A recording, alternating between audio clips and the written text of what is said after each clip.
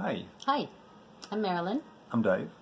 Hi. and we are coming to you from the Peiser Institute, and we're based in Xi'an, China, Oh, which shouldn't is touch that with my there's foot. an earthquake. Wow, and they're happening earthquakes here. Maybe some pretty bad ones. So Xi'an, China, Xian is the name of the city we're in. So why are we here? And what brought us here? And what are we getting out of being here at this institute? Yeah, So we're going to try and introduce that. So she's going first. yeah. I'll try. I'll try as best as I can to just give a little background. I was living in Los Angeles for a really long time, for many years, in fashion, for like 20 years.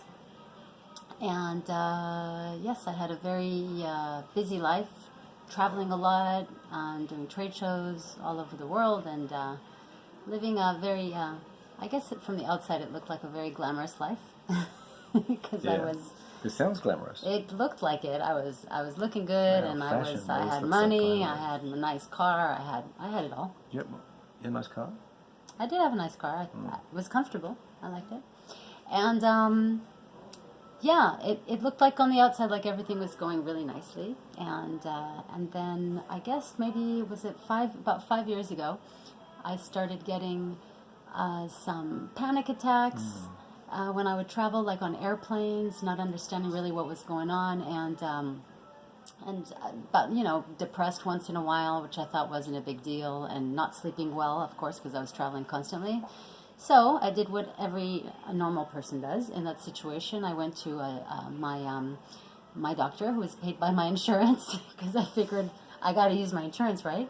And I started getting drugging myself, basically, Really? because that's what they give you. On what? Oh, everything. They gave me antidepressants for the depression. They gave me sleeping pills for not sleeping.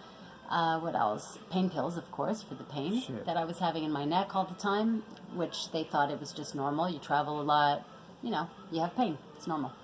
So anyway, I did that for a couple of years, and the pain got worse, and I got more and more addicted to the meds. Yeah. And, oh, by the way, I was in fashion and traveling a lot, so I was boozing a lot. And Really? and numbing myself quite a bit, and basically, yeah, that I got a good 2 years out of doing that until it got pretty bad. The pain just got horrible. I just I couldn't numb it no matter what. And went to all the chiropractors, acupuncturists, doctors, everything I could do. Couldn't get better, so I decided to sell everything and move to Bali. I had heard Bali was cool. I had That's Indonesia. Indonesia, Yeah. yeah. I heard that you could surf all day and not do much and live off of party. very little. Was that why you went there? I went there because I was desperate in a way to get better in one aspect, and I couldn't find myself getting better in LA because I kept going back to what I had always done, which was fashion. So I was in this loop. I needed to get better, but the only thing I really knew how to do to earn money was be in fashion, which was an industry that was putting me in a really shitty physical, emotional, and psychological state all the time. So it was a loop.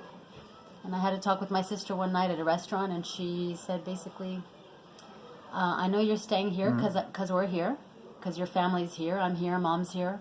But she says you need to get out of LA and go take care of yourself. And I'll take care of mom for a little while. So just go ahead. And that really helped me a lot. And I had an easy way to go to Bali. I had a place to stay. So I went, sold all my stuff in LA, got over there. And I'll cut quickly to 8 months later of being in Bali and having more pain, Yeah. being more depressed, Yeah. Wow. having very strong panic attacks, and being very suicidal in Bali, in this beautiful paradise that people call paradise. Did you try? I didn't try to kill myself. Yeah. No, I didn't try, but I was really, really on the verge. I was starting to be on the phone with my sister quite often and having complete breakdowns, and she kept telling me everything's going to be fine, and I knew it wasn't, but I would meditated, did mantras, went to all these yoga retreats, yoga every day, and I kept thinking, okay, I'm gonna get better. Did it help? It helped me to kind of numb Okay. what was going on a little bit.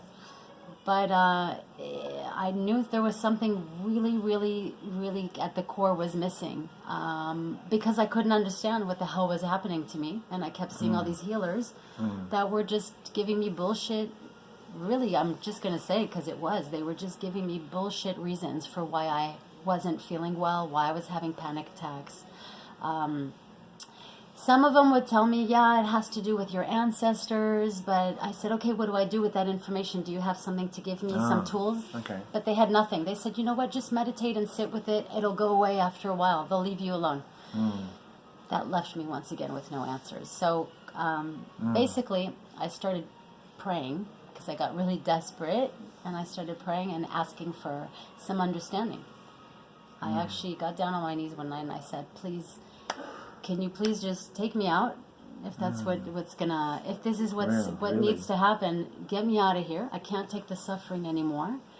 Or please, I'm begging you to give me some understanding of what's going on. I really asked for that. And a few days later, I happened to meet this girl, this surfer, who had a little sticker on her chest. And I asked her what it was. And she told me, it's from this, it's a product actually, and it's an institute that I go to in Hong Kong from time to time to take a symposium. Yeah. And I said, what does this sticker do? And she says, it has codes that interact with your DNA messaging system. And I'll never forget, I said to her, stop talking, give me the number, please give me the number right now. I didn't even need to hear anymore, so give me the number. And cut to 3 years later, Are you now? I'm here Yeah. working with the Institute for 3 years. I never left. I came for one symposium. Oh, I got your message. I'm coming for 2 2 weeks. weeks. I came with a tiny little bag from Bali. I left the majority of my stuff over there. Because you're going back. I was going back 2 weeks later. Yeah. And basically, I stayed. I took a symposium, level 1. And I said, this is mind-blowing. I can't believe no one is talking about this on the entire planet. Why the hell isn't this everywhere? Everyone should know about what? this. About why we're here, how we come together, why we come together, where thoughts come from, where emotions come from, how the way you think affects everything in your life, everything from your relationships to your work, to your health, to the way you look. Everything. And I was just blown away that it was the first time I actually heard answers to questions I had, I think, since I was born. Really. Yeah. I was blown away. Makes sense. And that's why I stayed here. And we're going to get to the details and the nitty-gritty later on, but this is my introduction, and this is why, this is what led me here. And then we can make this, maybe this can be the first video of introductions, and if someone wants to listen to this, great. I appreciate you listening to my background and my story, and I don't know if this would resonate with anyone. I think you explained it well, actually. Because I know a lot of people who are in my situation or very similar situation, but it's quite difficult to sometimes speak up about our situation. I know for me it took a long time. I appreciate hearing this, really. Thanks. Thank you. It's long, sorry. It's okay. Okay. Should we cut it there? Yeah, we can Okay. we can cut to the next one. Can be your story, your background, what led you here. Okay. Yeah. Okay. Okay, Bye, fine. everyone. Bye, everyone. Thank you.